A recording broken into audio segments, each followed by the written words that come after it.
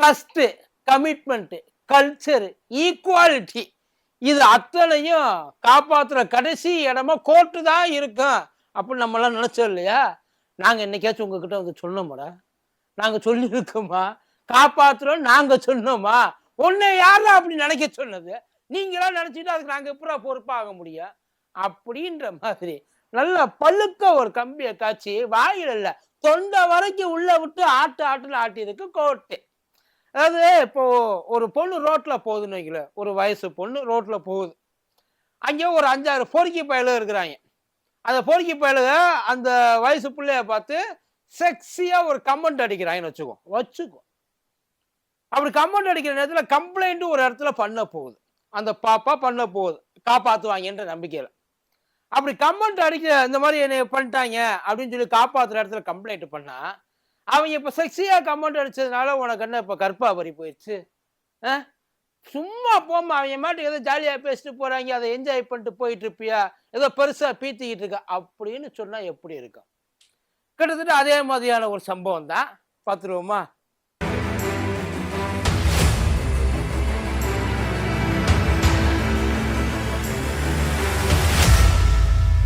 மதியம் நேரம் வணக்கம். இது மதியம் திரும்பா கோத்தடி கோப்பி.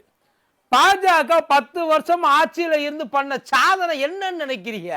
இவங்க அத்தனை பேரையும் வாழ் இல்லாத அனுமார் ஆக்குனதுதான். எதுக்கு எடுத்தாலும் ஜெய் ஸ்ரீராம். அந்த அனுமார் சொன்னது பக்தியில சொன்னது. அவர் ஒரு பரவசத்துல சொன்னது. அதை சொன்னா எல்லாம் நல்லது நடக்கும், கெட்டது கூட நல்லதா மாறி போயிடும்னு நினைச்சு அவர் சொன்னார். ஆனா இவங்க நல்லதை பூரா கெட்டதா மாத்துறதுக்காகத்தான் இவங்க இந்த ஜெய் ஸ்ரீராம சொல்லிட்டு இருக்காங்க. இவங்க செய்யற கெட்டதை பூரா நல்லதா மாத்துறதுக்கு அதுக்கும் வச்சுக்கலாம். எனக்கு தெரிஞ்சு இவங்க இந்த ஜெய் ஸ்ரீராம் யூஸ் பண்றதை பார்த்துட்டு ஒரிஜினல் அனுமாரு அவரை இனிமே விட்டுப்பார். இனிமே நான் உங்களை ராம் புரோன்னே கூப்பிட்டுக்கிறேன், இந்த ஜெய் ஸ்ரீராம் வேண்டாம். இவங்க அதை கெடுத்துட்டாங்க. இப்போ கோர்ட்டுக்கு ஒரு விஷயம் ஒன்று போயிருக்கு. என்ன விஷயம்னா, கர்நாடகாவில் ஒரு பள்ளிவாசல்ல மசூதியில் உள்ள போய் 2 பேர் ஜெய் ஸ்ரீராம் ஜெய் ஸ்ரீராம்னு கத்தியிருக்காங்க.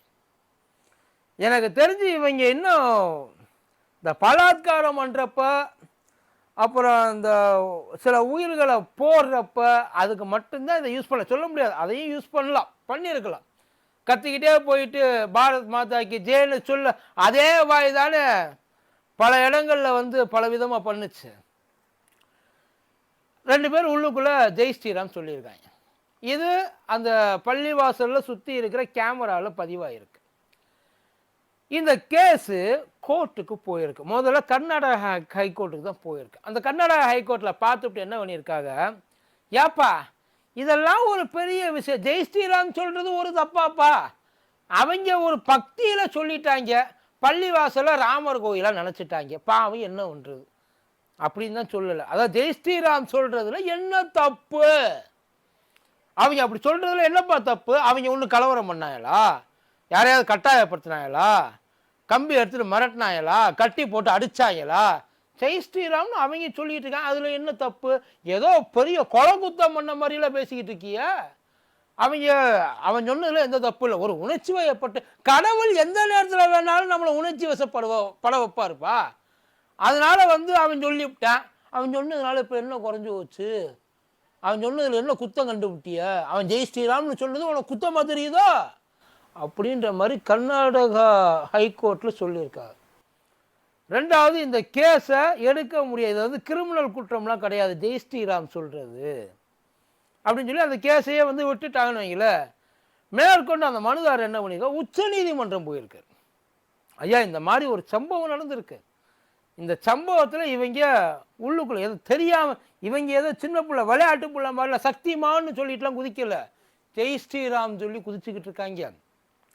பள்ளிவாசலுக்குள்ளே வந்து கொஞ்சம் என்ன ஏதுன்னு கேளுங்க ஐயா அப்படின்னு சொல்லி உச்ச நீதிமன்றத்துக்கு போயிருக்காங்க. உச்ச நீதிமன்றம் நியாயமா இல்லை, ஒரு நார்மலாக நம்ம பெருசாக படிச்சிருக்க வேண்டாம், நம்ம வந்து ரொம்ப பெரிய அறிவெல்லாம் ஒன்றும் வேண்டாம், ஒரு சாதாரண ஒரு மனுஷன், நம்ம அதாவது டெய்லி இந்த அடிபட்டு ரணப்பட்டு கிடக்கிறோம் பார்த்தீங்களா, அந்த மாதிரி படிப்பறிவே இல்லாத ஒரு மனுஷனாக இருந்தாலும் என்ன தோணும், முதல்ல உனக்கு ஜெய் ஸ்ரீராம் சொல்கிறதுக்கு ஊருக்குள்ளே 1000 இடம் இருக்குது, பள்ளி வாசலுக்குள்ளே நீ போய் ஜெய் ஸ்ரீராம் சொல்ல வேண்டிய அவசியம் இல்லை. அங்கே போய் இதை சொல்ல வேண்டிய அவசியம் இல்லை.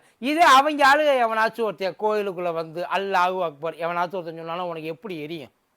எரியும்ல. அவன் கூட வலிஞ்சுக்கிட்டு சண்டைக்கு போவியல, ஏறி விழுந்து ஒட்டு மொத்தமாக கூட்டமாக அவன் வாயை ஒட்டப்பீங்கல்ல, செய்வீங்களா மாட்டீங்களா? உனக்கு என்ன அங்கே வேலை? இனிமேல் இந்த மாதிரிலாம் நீ பண்ணக்கூடாது. பண்ண அப்புறம் என்ன பண்ணுவேன்னு தெரியாது, வெளியிலே வர முடியாது. பார்த்துக்க, நல்லா இருக்க ஊருக்குள்ளே ஏதாச்சும் கலவரத்தை உண்டு பண்ணலாம் பார்த்துக்கிட்டு இருக்கேன். இப்படித்தானே படிப்பறிவு இல்லாத நம்ம பேசுவோம்.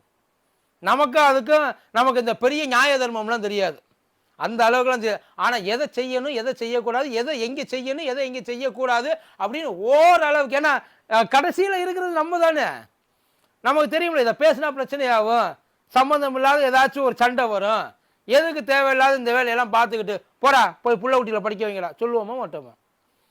உச்சநீதிமன்றத்தில் என்ன சொல்லியிருக்காங்க, உயர்நீதிமன்றத்தில் என்ன கேட்டிருக்காங்களோ அதே தான். ஏப்பா ஒரு மதம் சார்ந்த ஒரு கடவுள் சார்ந்த பக்தியில் ஒருத்தையும் சொல்லிவிட்டான், அது சொன்னதுனால மற்ற மதத்துக்காரங்களுக்கு ஏப்பா புண்படும்னு நினைக்கிறியா? அதெல்லாம் ஒன்றும் புண்படாது. ஜெய் ஸ்ரீராம் சொல்கிறதுனால யாரும் இங்கே வந்து புண்படல சார். அதெல்லாம் நாடு முழுக்க ஜெய் ஸ்ரீராம் சவுண்டு தான். அதிலெல்லாம் ஜெய் ஸ்ரீராம் சொல்கிறாங்க. அப்புறம் இந்த ஒரு சில அந்த பூரி ஜெகநாதர் ஜெய் பூரி ஜெகநாதர் சொல்கிறாங்க, எவ்வளவோ சொல்கிறாங்கன்னு வைங்கள. அதே மாதிரி அவங்கவுங்களுக்கு பிடிச்சவங்கள அவங்கவுங்க இடத்துல சொல்லிக்கிறாங்க. அதுக்கு உச்சநீதிமன்றத்தில் கேட்டிருக்காங்க, இதனால ஏதாச்சும் கலவரம் வந்துச்சா, இதனால ஏதாவது கத்தி குத்து சண்டை ரத்தம் கித்தம் ஏதாவது வந்துச்சா, மாப்பிள்ளைச்சு கூட்டமாக போயிட்டு ஏதாச்சும் மாறி மாறி அடிச்சுக்கிட்டாயில? இல்லை இல்லை, அவன் மாட்டு அவன் சொல்லிட்டு போகிறான். எந்த விதத்தில் இது எப்படி இதை நியாயப்படுத்துவாங்க? முதல்ல நியாயப்படுத்தியிருக்காங்க. அவங்க எதுவும் சொல்கிறத நம்ம எதிர்த்து பேசக்கூடாது, அவங்கள தப்புன்னு நம்ம சொல்லக்கூடாது. ஆனால் கடைசியில் இருக்கிற நமக்குத்தானே ஒரு வேலை அங்கே இருக்கிறவன் எவனாச்சும் பள்ளிவாசல் இருக்க எவனாச்சும் ஒருத்தர் உணர்ச்சி வசப்பட்டிருந்தா என்ன நினச்சிக்கிற, இங்கே நீ அந்த வார்த்தையை சொல்கிற, அந்த வார்த்தை இங்கே உள்ளவங்க அங்கே போய் சொன்னாலும் அது தப்பு, அங்கே உள்ளவங்க இங்கே சொன்னாலும் அது தப்பு. எதை எங்கெங்கே சொல்லணுமோ அதை அங்கங்கே தான் சொல்லணும். இடம் மாதிரி சொல்லணும் வைங்கள, நமக்கு ஒட்டு மொத்தமாக அத்தனையும் சேஞ்ச் ஆகி போயிடும். எவனாச்சும் ஒருத்தன் உணர்ச்சி வசப்பட்டு அடிச்சுப்புறாங்க, ஒரு பேச்சுக்கு அடிச்சுப்புறாங்க. இவன் என்ன பண்ணுவாங்க தெரியுமா? ஒட்டு மொத்தமாக கூட்டமாக ஓடி இந்துக்களை ஒன்று கூடுங்கள், இங்கே அதாவது இந்த சிறுபான்மையினரும் நம்ம சொல்லிட்டு இருக்கோம், இவங்க நம்மளை வாழ விட மாட்டாங்க, இந்த ஏதாச்சும் ஒரு இதுக்கு ஒரு உள்நோக்கம் இல்லைன்னு நினைக்கிறீங்களா சார்? மசூதிக்கு உள்ள போய் ஜெய் ஸ்ரீராம்னு சத்தம் போட்டு கத்தி அவங்க அத்தனை அட்டென்ஷனையும் உள்ளாடி திருப்பி வைக்கிறதுக்கு எந்த உள்நோக்கமும் இல்லைன்னு நினைக்கிறீங்களா? இதை சாதாரணமாக வாசலில் ஊதுபத்தி வித்துக்கிட்டு இருப்பான் பார்த்தீங்களா, அவனுக்கு தெரியும் இவங்க ஏதோ ஒரு பிரச்சனைக்கு தான் பண்ணுறாங்க. பஸ் ஸ்டாண்டில் சமோசா வடை வித்துக்கிட்டு இருப்பாங்கல்ல, அவங்களுக்கு புரியும் 7:30 வந்திருக்காங்க, இவங்க கொஞ்சம் சுதாரிச்சுட்டாங்க, அதனால எந்த பிரச்சனையும் இல்லாமல் போயிடுச்சு. இவங்களுக்கெல்லாம் புரியுறது, கேவலம் எனக்கு புரியுறது, அவங்களுக்கு புரியாமல் எப்படி போச்சு? அவங்க கேட்குற சரி என்னப்பா ஆதாரம், இவங்க தான் வந்தாங்க சத்தம் போட்டாங்க, சிசிடிவி இருக்குது சார், சிசிடிவியில் வந்ததுனால இவங்க எல்லாரும் அதுக்கு தான் வந்திருக்காங்க, அவங்க தான் செஞ்சாங்க, உள்நோக்கம் இருக்குன்னு அர்த்தமா? சும்மா எதையாச்சும் ஒன்று கதை விடாதீங்க. இந்த இந்திய திருநாட்டில் ஜெய் ஸ்ரீராம் சொல்கிறதுக்கு உரிமை இல்லையா? எல்லாருக்கும் எல்லா உரிமையும் இருக்குது சார். எந்த இடத்துல சொல்லணும், எந்த இடத்துல சிசிடிவியில் இருக்குது, அவங்க வந்திருக்காங்க. இதுக்கு முன்னாடி அவங்க பள்ளிவாசலுக்கு வந்திருக்காங்களா, பள்ளிவாசலுக்கு உள்ளே தொழுக போயிருக்காங்களா கேட்பாங்கல்ல சார். இப்போ இருக்கிற எல்லா ஆதாரத்தையும் எதை வச்சு பிடிக்கிறாங்க? இப்போ ஒருத்தர் ஒரு கலவரம் பண்ணிட்டான், அந்த கலவரத்தில் போலீஸ் மேலே கல்லை விட்டு எரிஞ்சிட்டான், அடுத்த நாள் எதை வச்சு பிடிப்பாங்க? சிசிடிவியை வச்சு பிடிக்கிறாங்க. இப்போ ஏதாச்சும் ஒரு கொலை சம்பவம் வேறு ஏதாச்சும் ஒன்று நடந்துச்சு, எதை வச்சு பிடிக்கிறாங்க? சிசிடிவியை வச்சு பிடிக்கிறாங்க. சிசிடிவி கண்ணுக்கு முன்னாடி ஆதாரமாக நிற்குது, அதை கோர்ட்டு ஏற்றுக்க மாட்டேன்றது தான் பெரிய. சிசிடிவியவே ஏற்றுக்க மாட்டேன்ட்டிங்கன்னா வேறு எதைத்தான்? நடக்கிற இடத்துல உடனே அவங்கள பிடிச்சி உட்கார வச்சு கோர்ட்டை இனிமேல் கூட்டிகிட்டு போவோமா? ஐயா இனிமேல் அதாவது இதெல்லாம் நடக்க போகுது, இனிமேல் சொல்லிட்டு செஞ்சால் தான் உண்டு. கொலை பண்ண போகிறேன், கலவரம் பண்ண போகிறேன், குத்த போகிறேன், எதையாச்சும் சொல்லிட்டு அப்படி சொல்லிட்டு போனால் தான் உண்டு. அந்த டேட்டுக்கு நீங்கள் இங்கே வந்திருக்க முகூர்த்த காலம் நடுறாங்க இல்லை, அப்படித்தான் பண்ணுறாங்க சார். இதை உச்ச நீதிமன்றம் வரைக்கும் போய் ஒருத்தர் மறுபடியும் அந்த வழக்கை தள்ளி விட்டாங்க. இனிமேல் இந்த மாதிரிலாம் சொல்லிட்டு வராதிங்க, அமைதியை நீங்கள் சீர்குலைக்காதீங்க. ஏன்னா அந்த ஊரில் தண்டியா கன்னடாவோ என்னவோ ஒரு ஊர் அது. அந்த ஊரில் இஸ்லாமியர்களும் இந்துக்களும் ஒற்றுமையாக இருக்கிறாங்க. அந்த ஒற்றுமையை குலைக்கிறதுக்காக நீ வந்து கேஸு போட்டிருக்க அப்படின்ற மாதிரி அவர் மேலேயே திருப்பியிருக்காங்க.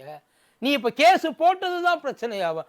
அவன் அங்கே உள்ளே வந்து கத்தி அந்த இடத்துல அவன் செஞ்சது தப்பு இல்லையா, அவன் செஞ்சது தப்பு இல்லையா, ஐயா இந்த மாதிரி கத்துறாங்க, இது ஊருக்குள்ளே தேவையில்லாத பிரச்சனைகளை வந்து கிளப்பி விடும், தயவு செய்து கொஞ்சம் கண்டிச்சு வைங்க அப்படின்னு இவர் கோர்ட்டுக்கு போனது தான் தப்பா சொல்லியிருக்காப்பா. இதில் எது தப்பு எது ரைட்டு, அவர் செஞ்சது தப்பா இல்லை கோர்ட்டு செஞ்சது தான் சரியா, அவங்க சொன்னது வாதம் அந்த கோர்ட்டு சொன்ன அந்த கருத்து சரியா? அதாவது அவங்க பேசுனதுல தப்பு இல்லை, ஜெய் ஸ்ரீராம் மசூதிக்குள்ள போய் சொன்னதுல என்ன தப்பு அப்படின்னு தான் கேட்கல. மொட்டையா ஜெய் ஸ்ரீராம் சொல்றதுல என்ன தப்பு அப்படின்ட்டா அவங்க சொல்ல. இங்கே இருக்கிற யாருமே எதுவும் சொல்றது இல்லைன்னு, எல்லாம் நல்லா தான் பண்ணிட்டு இருக்காங்க. ஆனால் இருக்கிற இப்போ உண்மையிலேயே இங்கே நடக்கிறத பார்த்தாலோ இல்லை இங்கே என்ன நடக்கணும்னு நினச்சிக்கிட்டு சில பேர் சில விஷயங்கள் பண்ணுவாங்கல்ல, அதை பார்த்தாலும் பயமா இல்லை. இதை எடுத்துக்கொண்டு போய் அங்கேயே வச்சா அவங்க என்ன சொல்ல போகிறாங்களோ அதை நினச்சா தான் பயமாக இருக்குது. பரவாயில்ல, நல்லா இருக்குது சார், உங்கள் டீலிங்கே ரொம்ப நல்லா இருக்குது. எங்கள் நம்பிக்கை இன்னமும் இருக்குது, ரொம்ப ஸ்ட்ராங்காக இருக்குது, காப்பாற்றுவீங்க. பிரச்சனை அதான் நிலைமை மோசமாக போயிடக்கூடாதுன்றதுனால தான் நீதிமன்றத்துக்கு போகிறது. ஆனால் போகிறதுனால அது இன்னும் மோசமாகிடுமோ அப்படின்ற ஒரு நினப்பு இப்போ லைட்டாக அங்கங்கே வருது. அதை கொஞ்சம் வளர விடாமல் பார்த்துக்கோங்க, கொஞ்சம் கன்சிடர் பண்ணுங்க. வந்ததுக்கு அப்புறம் தான் இப்போ இதை நீங்கள் கண்டிக்கலைன்னு வைங்கல, கண்டிக்கல அவங்க, அது வேற. கண்டிக்காமல் விட்டதுனால என்ன ஆகும்னா வம்புழுக்கத்துக்காகவே போவாங்க பல இடங்கள்ல. இது கண்டிப்பாக ஸ்ப்ரெட் ஆகும் எந்த ஒரு இடத்துல. ஏன்னா இப்படி ஒரு விஷயம் வந்துருச்சு இல்லையா, சொல்கிறது தப்பு இல்லை, போய் சொல்லுவோம். கண்ணுக்கு முன்னாடி அவங்க தொழுகைக்கு வர போய் வாண்டடாக போய் வம்பெடுக்கிறதும்பாங்க இல்லை. இதையெல்லாம் ஒரு வேளை அவங்க இது பண்ணது தப்பு, நல்ல பயங்கரமாக அவனை தண்டிக்க வேணாம், கண்டிச்சாது விட்டுருக்கலாம். இன்னொரு தடவை இந்த மாதிரிலாம் செய்யக்கூடாது. செஞ்சியன்னா அப்புறம் நீ வெளியில் இருக்க மட்டும் உள்ளே இருப்ப, இது தப்பு. இந்த எண்ணத்தை அடியோட அது 2 பேர் சின்ன பசங்க, அந்த பசங்க நெஞ்சில் இப்பயே அதை வேரோட பிடுங்கிட்டோன்னீங்களே, வளர்ந்ததுக்கப்புறம் வேற எதுவும் இப்பயே அந்த வேலை பார்க்குறாங்க. இன்னும் 10 வருஷம் கழிச்சு எதுக்கும் பயப்பட மாட்டாங்க. பரவாயில்ல. இவங்க சொன்ன அந்த விஷயத்தை பற்றி நீங்கள் என்ன நினைக்கிறீங்க சொல்லுங்கள். நன்றி.